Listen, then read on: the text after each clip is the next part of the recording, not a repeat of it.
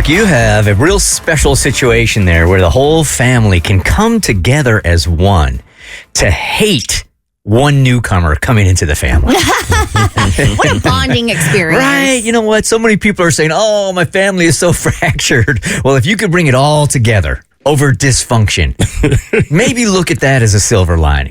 That's exactly what Emily has going on. It's not just one person. It's not just two family members. The entire family hates a newcomer, and they are wondering, should we even go to the wedding because we hate this person so much? Good morning, Emily. Hi, good morning. Okay, so who is the one person that has brought the entire family together over your hatred? My grandma, actually. Okay. Or not my grandma, my mother. So it's the groom's grandmother. Okay, let's start from zero. So we're talking about a wedding, and we're talking about a relationship. So who is the one that's stirring it all up? Who do you guys all hate? The bride, actually, unfortunately. So grandma was the ringleader to get everybody behind not attending the wedding, but it's like the common denominator here of the hatred falls solely on the bride. Yeah, it's not that we hate her. It's that we very much dislike how she's treating our family. Okay. Okay, so we're right under hate. Well, tell us the whole story. Well, to preface this, we have a very large family, so it's kind of crazy that we all decided to do the same thing for them. So, I really didn't know the bride very much until she started, and I gave her the benefit of the doubt. I didn't really know her, so I didn't really have much to do with her until I started really seeing her true colors when she started picking out people from the groom's family and not letting them attend certain things. My niece was uninvited to their baby's baptism because she asked why none of the groom's family was incorporated in the wedding. Apparently she didn't like that, and so his own sister hasn't even talked to him in months. And then she canceled the bachelor party like days before it was supposed to happen. And she did? She did, yeah. She told the groom that they are going to a big zoo in Omaha instead, after the best man had the bachelor party completely planned out, had paid for everything, and she wouldn't let him go. So how is your nephew handling all of this? Like when she says, no, you're not going to have a bachelor party. You're coming to the zoo with me and my family instead. I'm assuming he's rolling over and taking all of this. Yeah, it's ridiculous because that's not the nephew I know, and she intercepts every phone call and text. Like I've texted him before just for random stuff, and she'll say, "Hey, this is the bride." Wow. Yeah, he can't do that. He's busy. Yeah, he's got himself a controlling bride for sure, and soon to be wife. Very much. So in protest, the whole family is planning on doing what? So my sister and brother-in-law do not have much money, and so they had been budgeting for this rehearsal supper that they agreed to pay for. And she had kept changing the menu several times, and every time making it more expensive. And so they finally just put their foot down. They're like, no, this is what the menu is going to be. We can't afford anything else, because they have another wedding that they're budgeting for as well next year. So they're on a tight budget. And she got upset and demanded that they pay the bill immediately. And then also on top of that, add $500 worth of cheesecake on top of that. And must be a hell of a cheesecake. Yeah, well, I'll tell you what. Damn. Have you had a good cheesecake? It's worth every penny. I don't care what they're charging.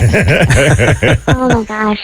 Yeah, like, it's one thing where, hey, can you please do this? This would really, elevate the wedding experience kind of thing. But she just comes in and says, no, you're paying for this. We don't need to go into debt, so you guys are going to pay for this. Is really how it went down, and they're like, absolutely not. And they're like, if you want a rehearsal supper, this is what we can do. And she didn't like that and demanded that the bill be paid now when they had an agreement with the venue. All right, so now let's fast forward to the wedding day. which is, I'm assuming, around the corner. And what is your family planning on doing?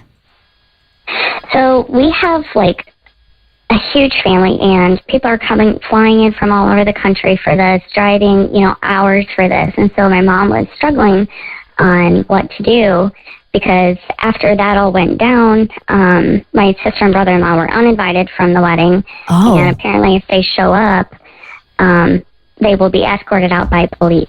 Time out, Emily. So you mean your nephew's mother and father? Yes. That is insane. So the groom's parents have been uninvited from the wedding because they wouldn't pay for a $500 cheesecake. Basically. Okay. Oh, hell That no. was the last straw. Oh, okay. hell no.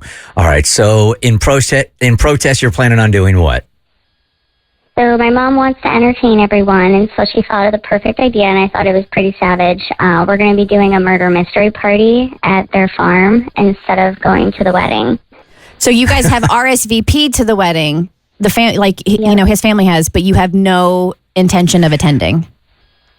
No, and before we knew any of this, we had already RSVP'd because she had like 1,000 messages. Hey, if you don't RSVP, you will not have a seat. You won't be able to be there. You will be told to leave. Okay, I've got an idea that's going to mesh both these ideas together. You kill the bride No. in real life. So the murder is then not a mystery. Right. Now, we don't know who did it, Yeah. but... Which one of his family members did it? You never know. My money's on grandma. All right, so what is your question here? Should you do that? Should you not? I mean, are you just calling to tell us that? Or are you looking for advice? Well, I just feel like I feel bad for my nephew because we haven't been able to talk to him at all, really, just to get like, are you okay?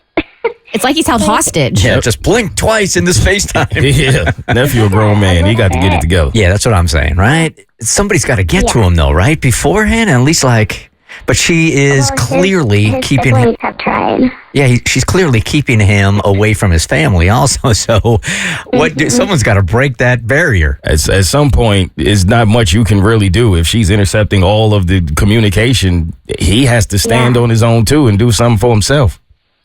Well, and I just found out that the last person that was in the wedding hasn't even been told yet that they're not in the wedding anymore. So the maid of honor has backed out, and so they're making their infant daughter the maid of honor now, and she was supposed to be the flower girl. Oh, y'all don't have to do much. This wedding going to take care of itself. Yes, right. Look at the theme of this wedding is cluster F. Tell me about it.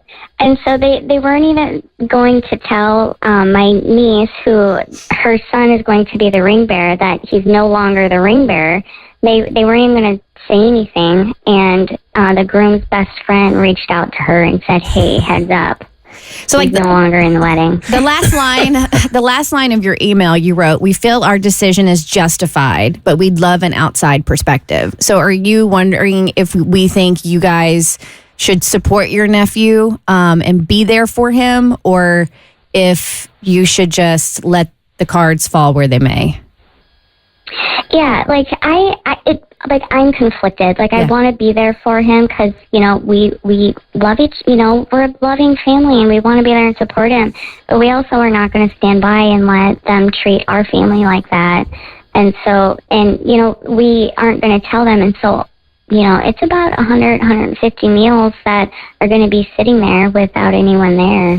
And That's how many people are boycotting the wedding? 100 people? Sends a pretty clear message. All right, so let's go around the room here real quick in the interest of time. What's your advice? I want to go. You want to go to the wedding? No, well, Yeah, I want to go to the wedding. A lot of extra food. This might be the only wedding that I'd be really excited to go to. Yeah. So Emily, I want you to be supportive of him because, yeah, he's a grown man. He should be able to stand on his 2 feet. But I also feel like this is a very toxic relationship, and she's being very manipulative. And I feel like he's got some kind, he's under some kind of spell. I don't know. Oh, what do you do? I'll say it. I think you should support your nephew by not going. Okay. Twist. Abby? I think you guys are the a-holes if you don't show up to the wedding. A, because then you won't be able to tell us what went down. But B, this should have been handled long before the actual wedding day. I'm with all these. I'm with these two. I say go to the wedding, take the high road. it's the right thing to do, but also we need the content on Monday. The Bert Show.